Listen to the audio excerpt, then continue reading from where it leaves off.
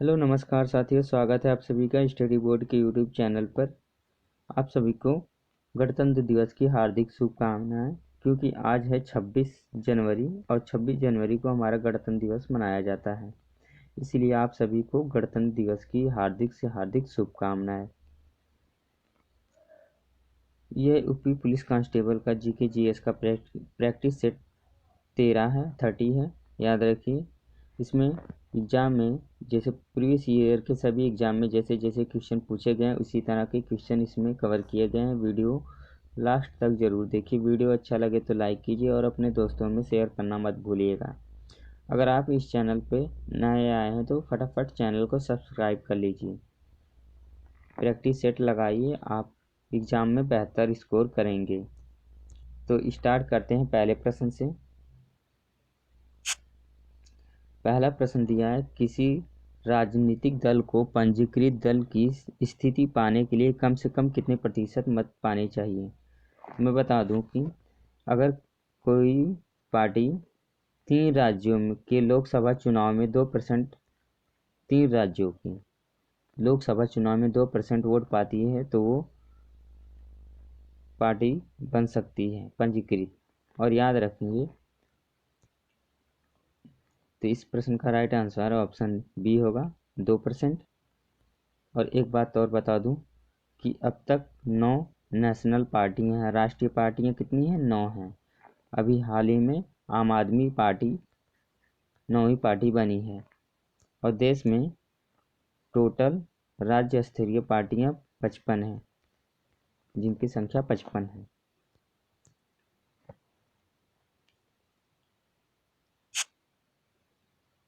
प्रश्न संख्या 2 देख लेते हैं। भारत के नियंत्रक और महालेखा परीक्षक का कार्यकाल कितने वर्षों का होता है? तो इस प्रश्न का राइट आंसर है ऑप्शन नंबर डी, 6 वर्षों का होता है।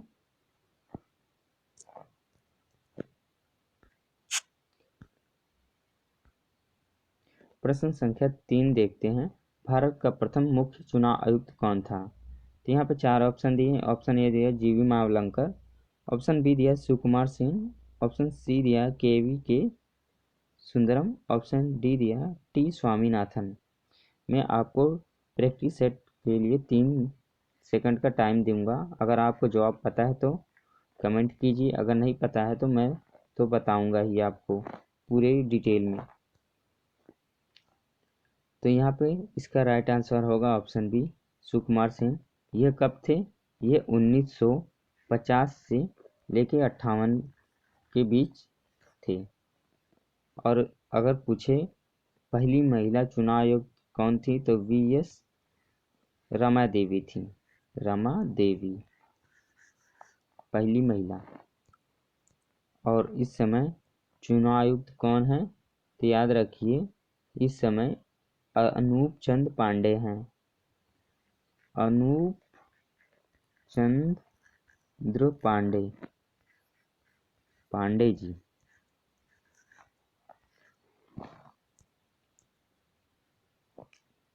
और इनका कार्यकाल कितने वर्षों का होता है?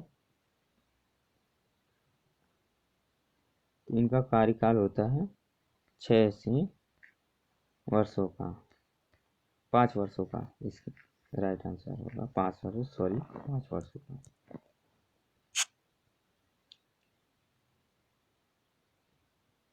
प्रश्न संख्या 4, सर्वोच्च न्यायालय के न्यायाधीश की सेवानिवृत्ति की आयु कितनी होती है? तो यहाँ पे दिया है ऑप्शन ए 65 वर्ष, ऑप्शन बी 62 वर्ष, ऑप्शन सी 68 वर्ष, ऑप्शन डी 70 वर्ष।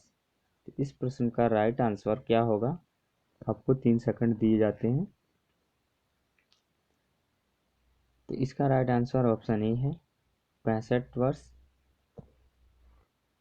और मैं बता दूं, सर्वोच्च न्यायालय के न्यायाधीशों की सेवानिवृत्ति 65 वर्ष या 6 वर्ष, 6 वर्ष होती है या 65 की वर्ष की आयु पूरा करने पर। इनमें से जो पहले हो जाएगा उसी के अनुसार रिटायर कर दिया जाता है। और मैं थोड़ी बता दूं आपको, हाई कोर्ट में अब तक कितने हाई कोर्ट हैं? तो अब तक 25 हाई कोर्ट हैं। और 25वां कौन बना है? 25वां आंध्र प्रदेश में बना है।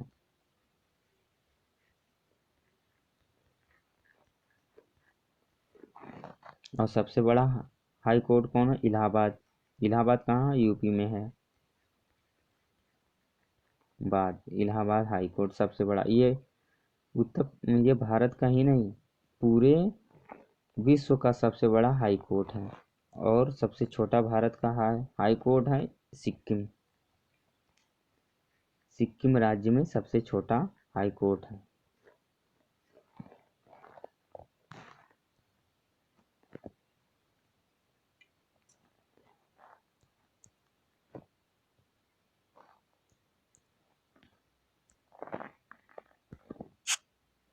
प्रश्न संख्या 5, सूफी परंपरा में पीर से क्या आशय है? तो यहाँ पे पहला ऑप्शन दिया है सर्वोच्च ईश्वर, ऑप्शन बी दिया सूफियों का गुरु, ऑप्शन सी दिया सूफी संतों में सर्वश्रेष्ठ, ऑप्शन डी दिया सूफियों की आस्थाओं के लिए लड़ने वाला। सूफी परंपरा में पीर का मतलब क्या होता है? तो इस प्रश्न का राइट आंसर है ऑप्शन बी, सूफियों का गुरु को पीर कहा जाता है।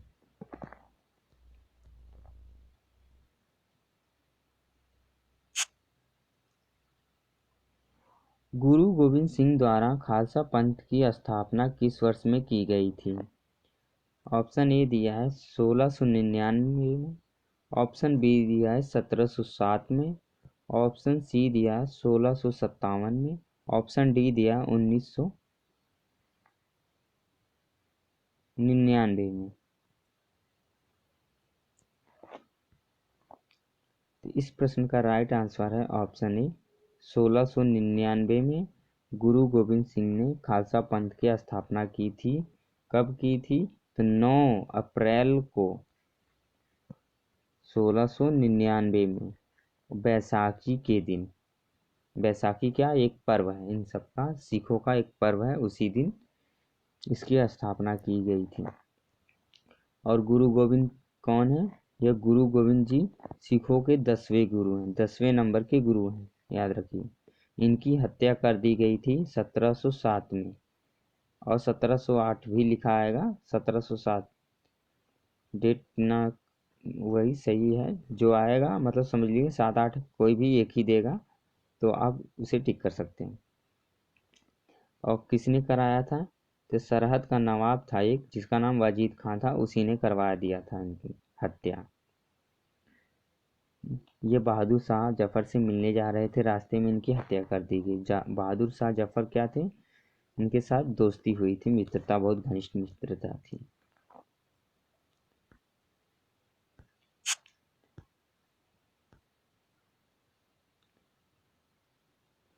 पंचशील के सिद्धांतों का प्रस्तावक कौन था? पूछ रहा है पंचशील के सिद्धांतों का प्रस्तावक कौन था? Option A Mahatma Gandhi, option B है स्वामी दयानंद सरस्वती, ऑप्शन सी है पंडित जवाहरलाल नेहरू, ये बोल लिख दिया, ये गलत है, ऑप्शन डी है महात्मा बुद्ध।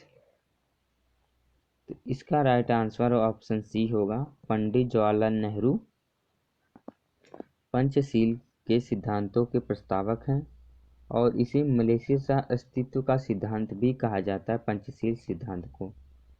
और सबसे पहले पंचशील सिद्धांत और पंचशील सिद्धांत पंडित जवाहरलाल नेहरू ने किसके साथ प्रस्ताव रखा था? तो यह चीन के पहले जो पीएम थे, जिनका नाम था चाउ एन लाई, 29 अप्रैल 1954 में यह प्रस्ताव रखा गया था। 29 अप्रैल 1954 में चाउ एन लाई के साथ, चाउ एन लाई ये चीन के पहले प्रधानमंत्री थे। प्रश्न संख्या 8, 12 अप्रैल 1944 को सुभाष चंद्र बोस ने एक नगर में भारतीय राष्ट्रीय सेना का झंडा फहराया था। वह नगर इस समय किस राज्य या केंद्र शासित प्रदेश में है?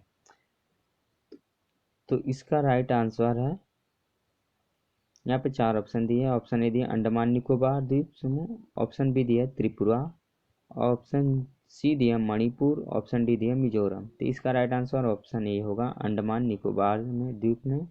अब ये कब हुआ था ये, तो सुभाष चंद्र बोस ने इसे 23 जनवरी 1897 में, 23 जनवरी 1897 में यह भारत का राष्ट्रीय सेना का झंडा फहराया था। और इन्होंने अब ये बता दूं कि इनकी एक जयंती मनाई गई, 127वीं जयंती मनाई गई।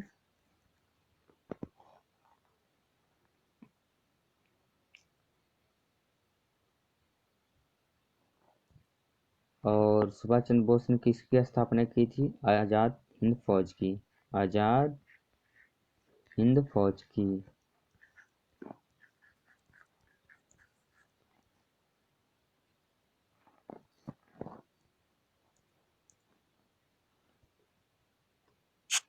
प्रश्न संख्या 9 देखते हैं। निम्नलिखित में से किसको किसी कोशिका में अचल संपत्ति माना जाता है।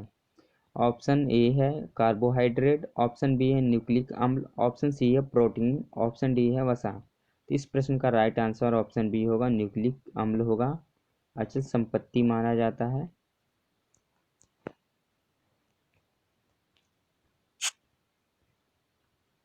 प्रश्न संख्या 10, भूमि का जल मूल रूमों तक किस दबाव से पहुंचता है। तो इसका राइट आंसर होगा ऑप्शन सी, परासरण दबाव के कारण। प्रश्न संख्या 11, मधुमक्खियों के प्रजनन प्रबंधन को क्या कहते हैं, यानी मधुमक्खियों के पालन को क्या कहते हैं। इस प्रश्न का राइट आंसर ऑप्शन डी होगा, एपीकल्चर। पीसी कल्चर मछली पालन को कहते हैं, याद रखिए मछली पालन को पीसी कल्चर कहते हैं। ये एग्जाम में आ सकता है, बहुत ही इंपॉर्टेंट क्वेश्चन है, किसी भी एग्जाम में भी देखने को मिलेगा ये। और सिल्वी कल्चर होता है, वन कृषि को कहते हैं, वन कृषि को कहते हैं। सिल्वी कल्चर, सिल्वी का मतलब होता है वन और कल्चर का मतलब होता है खेती। और सेरी कल्चर होता है अंगूर की खेती। आप यहाँ 4 जान चुके हैं, ये बहुत ही इम्पोर्टेंट है, बहुत ही महत्वपूर्ण है, बहुत बहुत बहुत ही। आप इन्हें याद रखिए, आपके एग्जाम में आ सकते हैं जरूर से जरूर।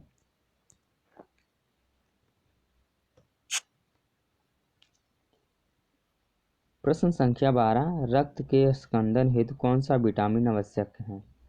अब आपको समझ में नहीं आया होगा, रक्त के स्कंदन यानी पूछ रहा है खून का थक्का जमना किस विटामिन की वजह से होता है।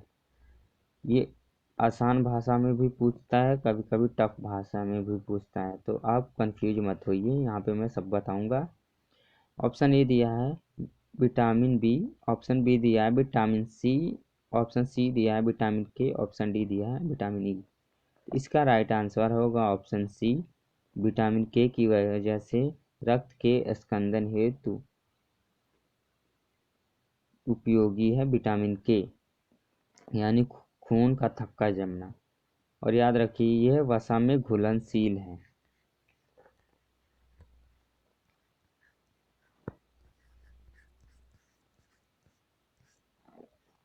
और मैं बता दूं वसा में कौन कौन सा विटामिन घुलनशील होता है, विटामिन के होता है, विटामिन ई होता है, विटामिन डी होता है, विटामिन ई होता है। ये सब वसा में घुलनशील विटामिन है, vitamin A, vitamin D, vitamin E और विटामिन के।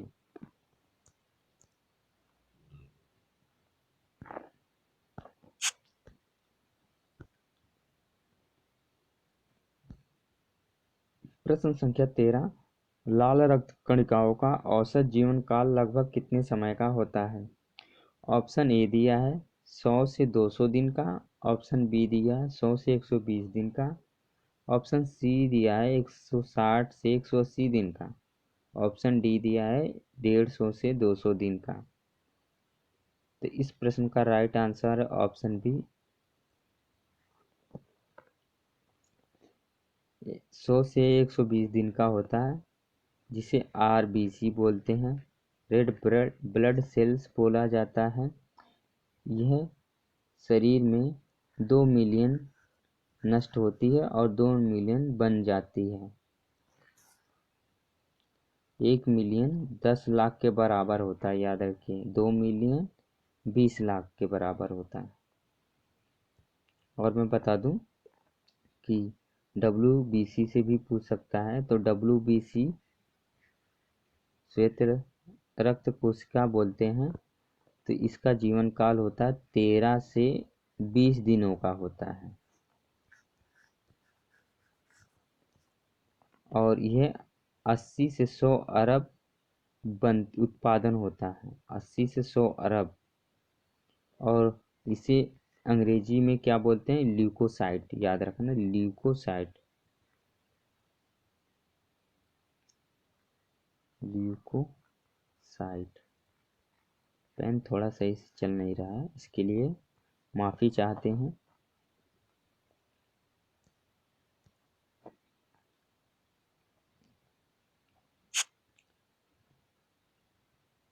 प्रश्न संख्या 14, शीत ऋतु में पशुओं के प्रसुप्ति काल को क्या कहते हैं? अब ये समझिए प्रसुप्ति काल क्या होता है। जैसे इसे कई नामों से बुलाया जाता है, याद रखना। शीत निद्रा, यानी ठंडियों के मौसम में कोई जानवर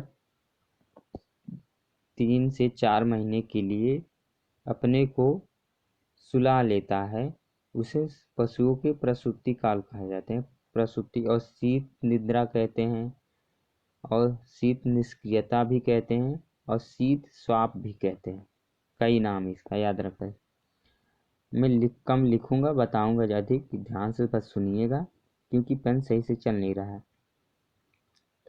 तो इसको और शीतकाल शोकर नक्षत्र भी बोलते हैं। शीतकाल शोकर नक्षत्र। कितने नाम बताए मैंने? 4 नाम बताए। शीत निद्रा, शीत निष्क्रियता, शीत स्वाप और शीतकाल शोकर नक्षत्र भी बोला जाता है इसको। और ये 5वां प्रसूति का, यानी एक ऐसी स्थिति आती है जब ठंडियों से बचने के लिए कुछ जानवर अपने को ऐसी अवस्था में धरती के नीचे कहीं छिपा लेते हैं और अपने भोजन पानी कुछ लेना ही नहीं, सो जाते हैं 4 महीनों के लिए। ठंडी से बचने के लिए उनके अंदर ऐसे हार्मोन्स बनते हैं कि वो सो जाते हैं, तो इसे हाइबरनेशन कहा जाता है, याद रखिए, हाइबरनेशन। और एंटीवेशन कहते हैं, ये गर्मियों में होता है, इसके विपरीत होता है। ये ठंडियों का है, तो ये गर्मियों में होता है। म्यूटेशन होता है जी, DNA में अस्थायी रूप से कोई परिवर्तन हो जाए, उसे म्यूटेशन कहते हैं। DNA में बदलाव हो जाए किसी पशु या जानवर के।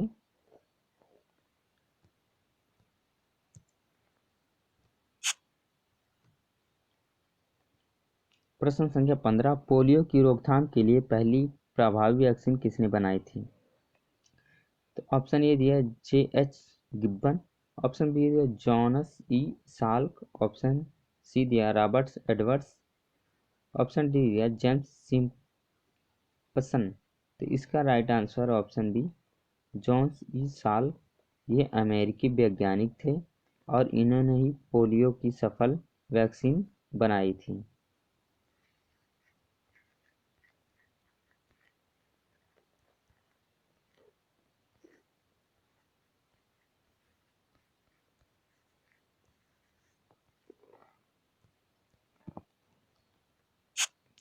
जानकारी अच्छी लगे तो वीडियो लाइक जरूर से कर दीजिएगा।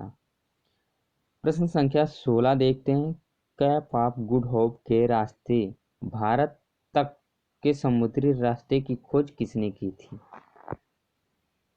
तो ये ऑप्शन दिया है Vasco da Gama, option B दिया अमुद सेन, ऑप्शन सी दिया क्रिस्टोफर कोलंबस, ऑप्शन डी दिया जॉन काबोल्ड। इस प्रश्न का राइट आंसर है option A Vasco da Gama ने 1900 अरे सॉरी 1498 में भारत आया था। इसी रास्ते से, कैप ऑफ गुड होप के रास्ते से भारत आया था और यह कालीकट बंदरगाह पे उतरा। और क्रिस्टोफर कोलंबस जो था ये तो उससे पहले आया था, पर इस कैप ऑफ गुड होप के रास्ते से वापस रिटर्न हो गया था।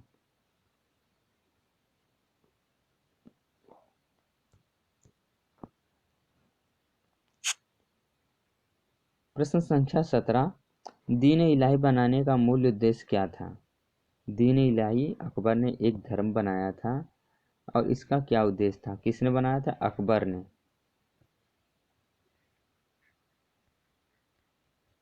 यहाँ पे ऑप्शन दिए हैं, विश्व बंधुत्व, ऑप्शन बी दिया है वैश्विक मैत्री, ऑप्शन सी दिया है वैश्विक भरोसा, ऑप्शन डी दिया है वैश्विक निष्ठा। तो इस प्रश्न का राइट आंसर ऑप्शन है विश्व बंधुत्व।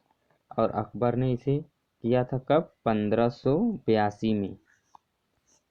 और इस धर्म को मानने वाले सिर्फ एक व्यक्ति थे जिनका नाम बीरबल था। सॉरी, बीरबल। अकबर जब तक जिंदा था तब तक यही मानने वाले व्यक्ति थे दीन इलाही।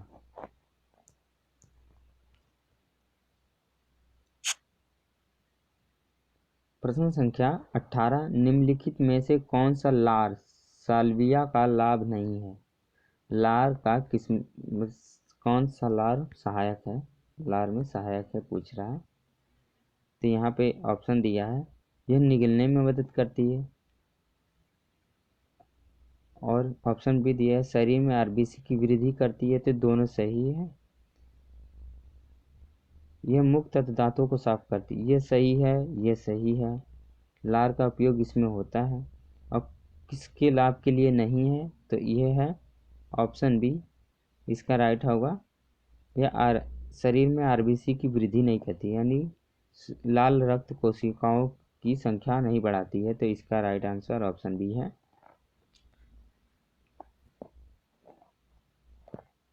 बाकी सब सही है। पूछ रहा है लाभ नहीं है, लार से लाभ नहीं है।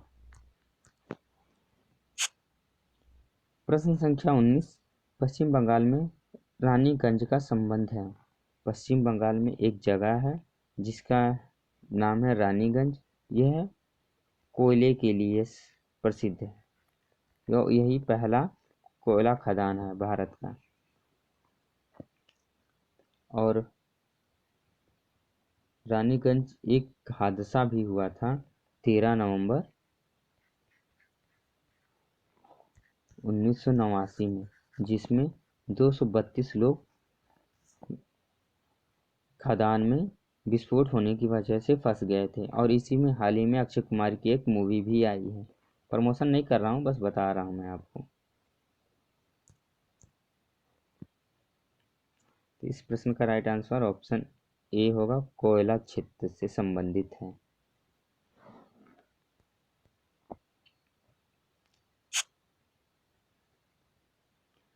प्रश्न संख्या 20, ट्रेन का सिद्धांत द थ्योरी ऑफ ट्रेन किसने प्रतिपादित किया था? तो यहाँ पे ऑप्शन ए दिया है तिलक, ऑप्शन बी दिया दादा भाई नौरोजी, ऑप्शन सी दिया गोखले, ऑप्शन डी दिया गोविंद रानाडे। तो इस प्रश्न का राइट आंसर ऑप्शन बी है। दादा भाई नौरोजी ने एक पुस्तक लिखी थी जो 1901 में प्रकाशित हुई थी। इनकी पुस्तक बहुत फेमस है, चर्चित है। तो इन्होंने उसमें लिखा था, पुस्तक का नाम है poverty and un British rule in India. उसी में यह ड्रेन का सिद्धांत दिया था। धन, जिसे हिंदी में धन निष्कासन बोलते हैं, याद रखिए, धन निष्कासन का सिद्धांत।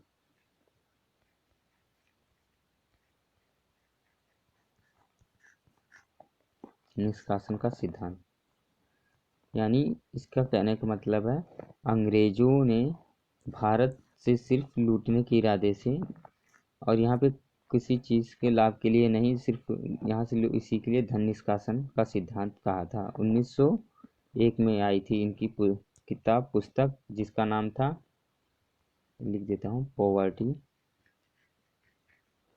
And un British rule in India.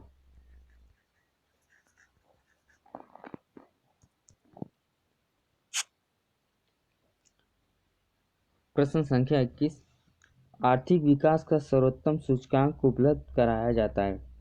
Option A दिया है वर्ष प्रति प्रति वर्ष प्रति व्यक्ति वास्तविक आय में वृद्धि द्वारा। ऑप्शन बी दिया वर्तमान कीमतों पर राष्ट्रीय आय में वृद्धि द्वारा। ऑप्शन सी दिया बचत अनुपात में वृद्धि द्वारा। ऑप्शन डी दिया भुगतान संतुलन की स्थिति में सुधार। तो इस प्रश्न का राइट आंसर ऑप्शन ए होगा, प्रति वर्ष प्रति व्यक्ति वास्तविक आय में वृद्धि, जिसे आर्थिक विकास का सर्वोत्तम सूचकांक माना जाता है, उपलब्ध कराया गया है।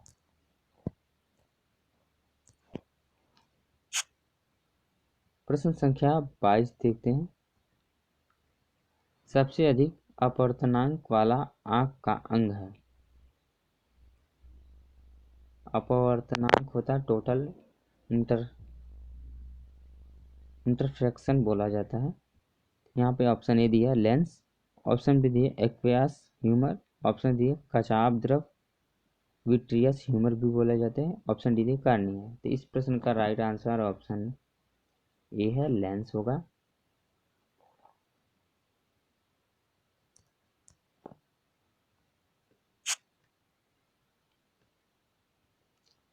प्रश्न संख्या 23, उस खाद्य फसल का नाम बताइए जो भारत में सबसे अधिक उपज देती है, पैदावार देती है सबसे अधिक। खाद्य फसल का क्या नाम है पूछ रहा भारत में।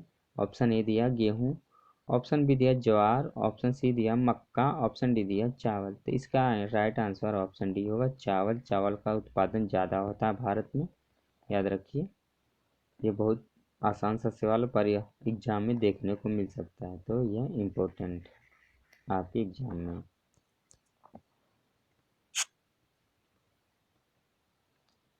प्रश्न संख्या 24, जोजिला दर्रा जोड़ता है, किसको जोड़ता है?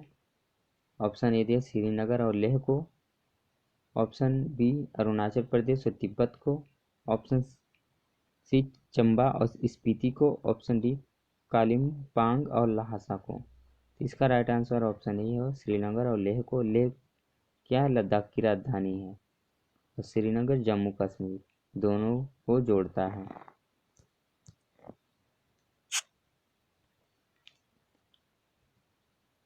और प्रश्न संख्या 25, एंजाइम होते हैं, एंजाइम क्या होते हैं?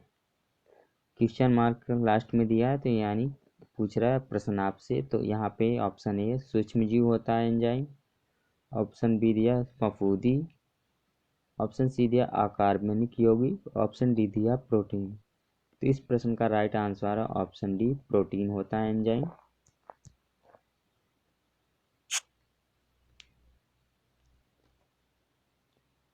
प्रश्न संख्या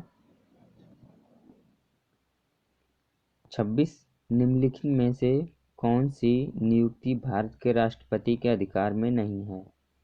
ऑप्शन ए भारत का मुख्य न्यायाधीश, ऑप्शन बी अध्यक्ष वित्त आयोग, ऑप्शन सी थल सेना अध्यक्ष, ऑप्शन डी लोकसभा अध्यक्ष। तो ये भी करता है, यह भी करता है, यह भी करता है, पर ये नहीं करता है। तो इसका राइट आंसर ऑप्शन डी है, राष्ट्रपति के अधिकार में नहीं आता है। और राष्ट्रपति के अधिकार में किसी राज्य के सीएम की नियुक्ति वाला भी नहीं आता है, याद रखिए। और उपराष्ट्रपति की भी नियुक्ति नहीं करता है। उप ऑप्शन नहीं दिया, बता देता हूँ मैं, उपराष्ट्रपति ये भी नहीं आता है। तो इसका राइट आंसर ऑप्शन डी।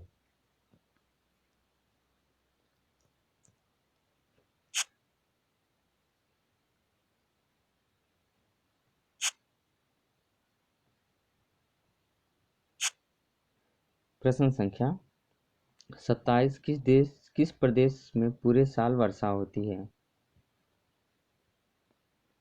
प्रदेश में पूछा है भारत के, तो ये असम में होती है। असम में एक जगह है मौसिनराम, जिसे चेरापूंजी। तो यहाँ पे ऑप्शन इसे ये नहीं दिया है, तो ये जान लीजिए आप। ऑप्शन ए भूमध्यसागरीय, ऑप्शन बी विषुवतीय, ऑप्शन सी उष्णकटिबंधीय, ऑप्शन डी विषुवतीय। इसका राइट आंसर होगा ऑप्शन बी विषुवतीय। विषुवतीय क्षेत्र में याद रखिए कि अधिक वर्षा होती है। अधिक वर्षा होने की वजह से यहाँ पे वृक्ष बहुत बड़े बड़े और बहुत चौड़ी पत्ती वाले होते हैं। ये आपके एग्जाम में भी पूछ सकता है, बहुत चौड़ी चौड़ी पत्तियों वाले एग्जाम कहाँ पे होता है? तो विषुवतीय क्षेत्र में, क्योंकि वहाँ पे वर्षा अधिक होती है। वर्षा अधिक होती है तो पेड़ पौधे अधिक होंगे, और पेड़ पौधे अधिक होने की वजह से वहाँ पे धरती तक धूप पहुँचती नहीं है, और पत्ते बहुत ज़्यादा बड़े बड़े होते हैं।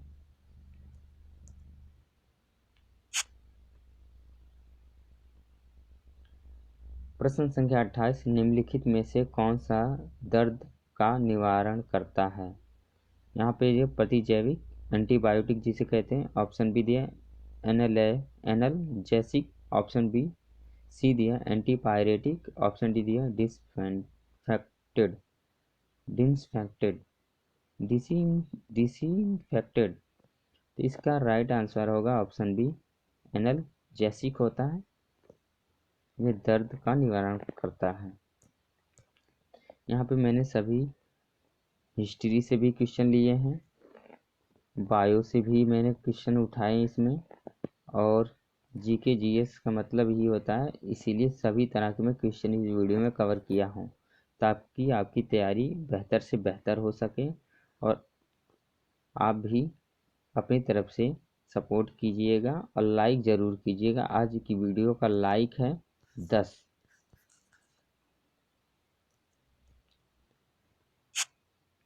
प्रश्न संख्या 29, कटरीना नाम दिया गया है, किसे दिया गया है कटरीना नाम, ये पूछ रहा है। तो यहाँ पे ऑप्शन दिया उपग्रह को, ऑप्शन बी दिया तारे को, ऑप्शन सी दिया उष्मा तरंग को, ऑप्शन डी है प्रभंजन को। अब बता दूं प्रभंजन क्या होता है? ये साइक्लोन होता है, हरिकेन, एक तरह का तूफान होता है। और इस तूफान कहाँ आया था? ये ये अटलांटिक महासागर में आया था, अटलांटिक सागर में,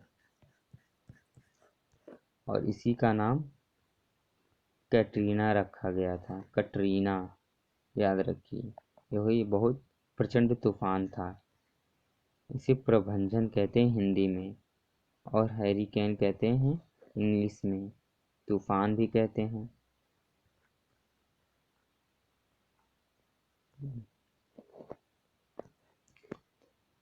आज की वीडियो यहीं तक, अब मिलते हैं अगली वीडियो में। जय हिंद, जय भारत। और वीडियो को लाइक ज़रूर कीजिए और अपने दोस्तों में भी शेयर कीजिएगा। अगर आप इस चैनल पर पहली बार हैं, फटाफट चैनल को सब्सक्राइब कर लीजिए। धन्यवाद यहाँ तक देखने के लिए दोस्तों।